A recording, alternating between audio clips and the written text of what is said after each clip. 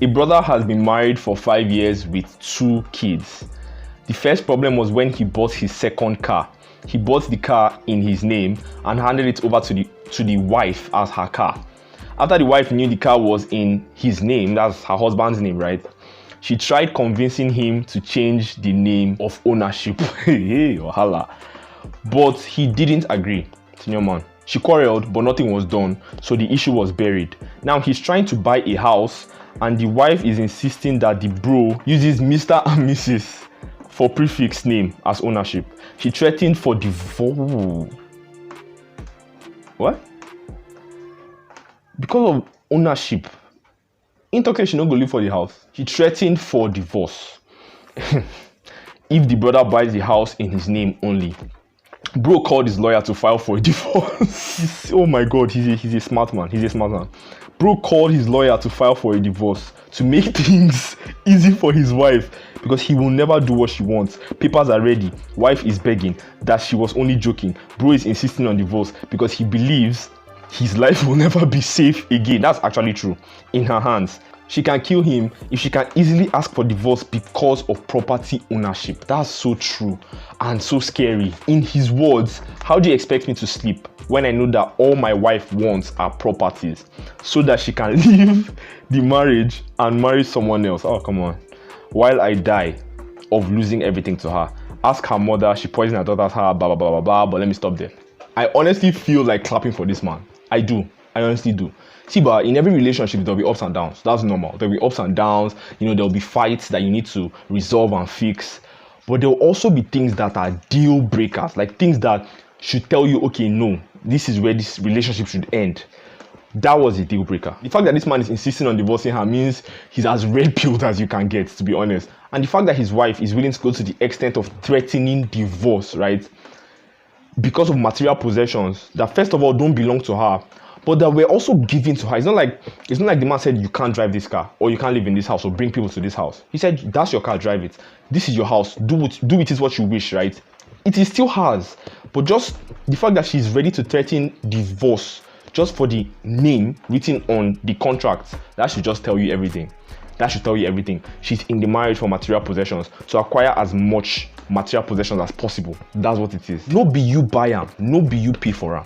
Why would you, why is it such a big deal to have ownership? Buy them. My IG page has only 170 or 180 followers, right? But I've gotten 5 DMs from girls saying that I'm painting girls bad. Painting?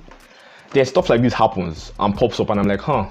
It just reinstates the fact that content like this, Nigerian guys need to consume it because Nigerian guys are not perfect. Guys are not perfect in general. We have stuff that we need to fix. We have so many flaws. There's so many flaws that guys have, honestly, right?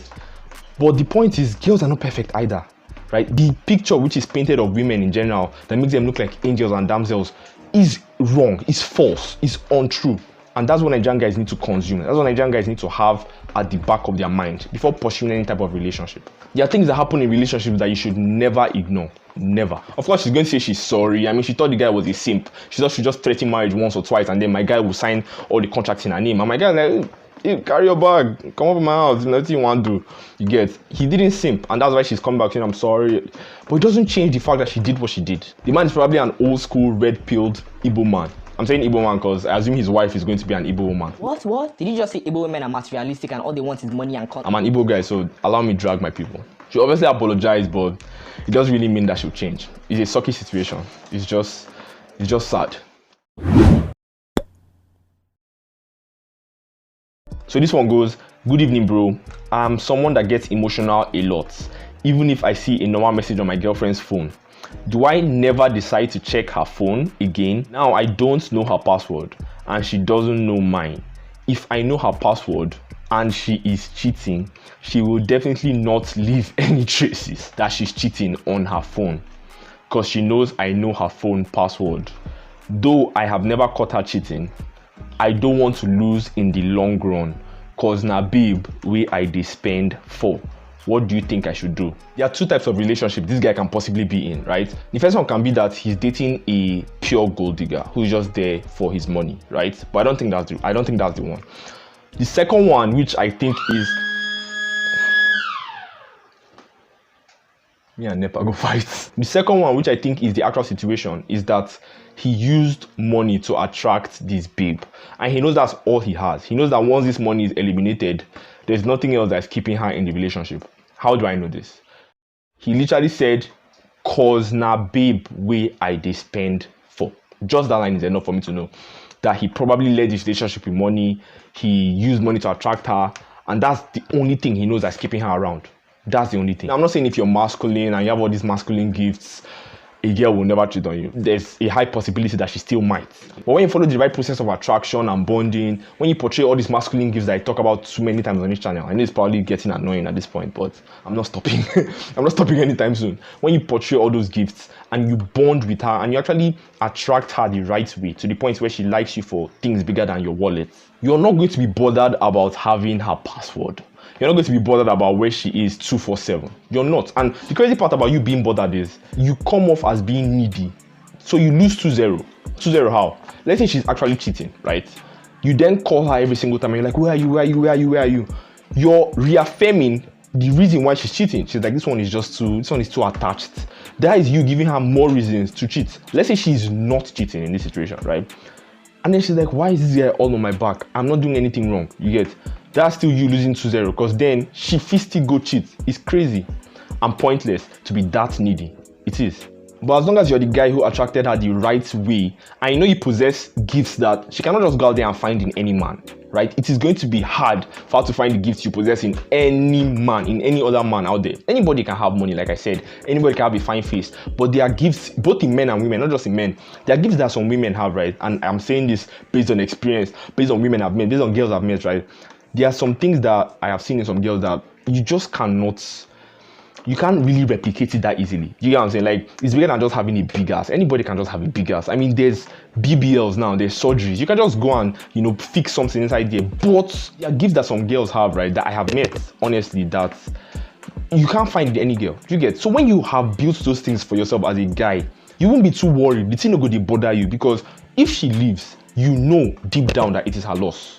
Like, you know genuinely that it is a lot. It's not, some guys will tell themselves that, I'm a high value man, I'm this, I'm that. And it's all talk. It's all talk. It's bigger than just talking.